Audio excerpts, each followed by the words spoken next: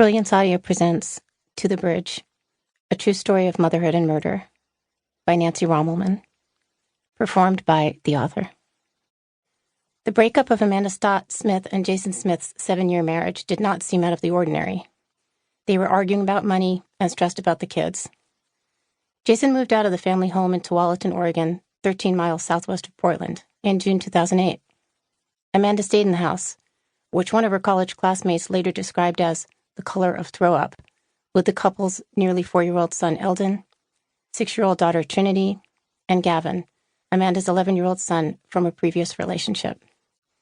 Jason moved in with a buddy for the summer, and by fall he was living in one of his mother's rental properties in Eugene.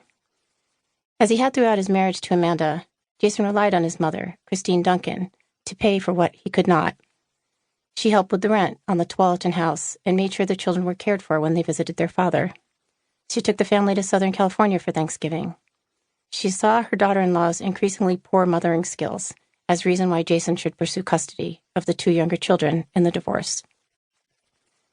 It was also not out of the ordinary at the start of the new American century, when following her arrest for dropping Eldon and Trinity from a Portland bridge just after 1 o'clock on the morning of May 23, 2009, Amanda would tell detectives several times that she did not want to be on television.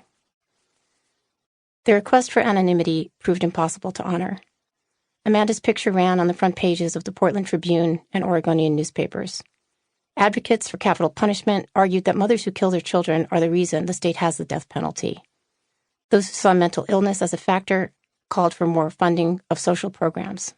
And a city councilman told fellow council members that he became committed to finding money in the budget for a new rescue boat after he listened to the 911 tapes and could hear the little girl screaming, "Don't, Mommy, don't." That this was not what Trinity or any child had screamed on tape did not stop the Oregonian from running the quote. Most people found what Amanda had done unfathomable. Unpacking the reasons why a mother kills her children can scare people, and spectators at Amanda's sentencing in April 2010 may have felt the burden lifted when the judge called Amanda's actions truly incomprehensible. It was a sentiment echoed by Jason. During sentencing, he told Amanda, who would not meet his eye, "The nature of this crime will never be known to me, and no thoughts of the murder will ever make sense to anyone." If Amanda briefly cried that day in court, she for the most part maintained the half-smile I had seen her wear at previous court dates, one that could be described as placid or bemused or frozen or as a latent tell of the criminal mind. The smile might have been locked in place by the antidepressants she both had and had not been taking since Jason left, or by bewilderment. It made sense that Amanda would be bewildered by where she found herself, at the defense table during her conviction for the murder of her son and attempted murder of her daughter, her ex-husband sitting beside the woman he had married earlier that week, giving him the opportunity to say, for the TV cameras and thus posterity, that Trinity now had a new mother she can love. Amanda Stott-Smith's identity had been pinned to being her children's mother, to being Jason's wife. Hearing how she had lost it all and would pay for that loss would have been stultifying. And in addition to whatever else it was, the half-smile seemed like a way for Amanda to cover her mortification.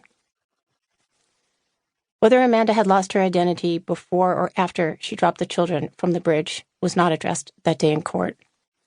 Truly incomprehensible puts a period on curiosity. If the judge declared examination futile, if Jason believed the murder of his son would never make sense to anyone, then spectators could reasonably conclude they were off the hook, that incuriosity was perhaps kindlier, safer for all involved. When given the opportunity to stand and tell Amanda how her actions had undone their lives, only Jason and 2 of the perhaps 70 other people in the courtroom chose to do so.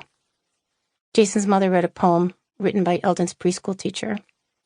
Gavin's stepmother, through tears, said, "I pray now that this part of the story is completed."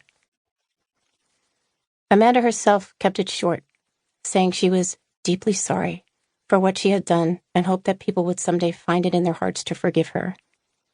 And then she was led away, and the case was closed, and anyone with questions about why a mother who loved her children would take them to a bridge in the middle of the night and drop them over was, if informally, invited to keep quiet and let the healing begin. Or that's how I saw it. Others saw it differently. 2 days after her arrest, a commenter on the website The Weekly Vice with the screen name Lil Miss Sunshine posted, under a summary of the crime in Amanda's mugshot, "Stop crying, you dumb bitch, because nobody feels sorry for you." After sitting for a somewhat longer period of reflection, the poet Mary Zebist wrote So-and-so Descending from the Bridge, about Amanda and the children. The poem appeared in her collection Incarnadine, which won the 2013 National Book Award for Poetry. "Behavior makes sense," Jen Johnson, Amanda's college friend, told me 4 days after Amanda was sentenced. Also, the last time she had seen Amanda, she was pregnant with Eldon. She was beautiful and radiant and knew she was having a boy. During the years I looked into Amanda's story, I sometimes thought of her half-smile in court and wondered how deliberate the expression had been, how much control she had over keeping her face just so. I read the John Cheever story, The Country Husband, and came across the sentence, "Her head was bent and her face was set in that empty half-smile behind which the whipped soul is suspended." I wondered whether Amanda's soul was whipped, or if she were sly, and also whether looking into the murder of a child by its mother was like staring into a prism in your hand. The more you turned it, the more possibilities beamed back. Anguish, rage, comprehension, and untruth refracting. Whatever you wanted to see, you would find there.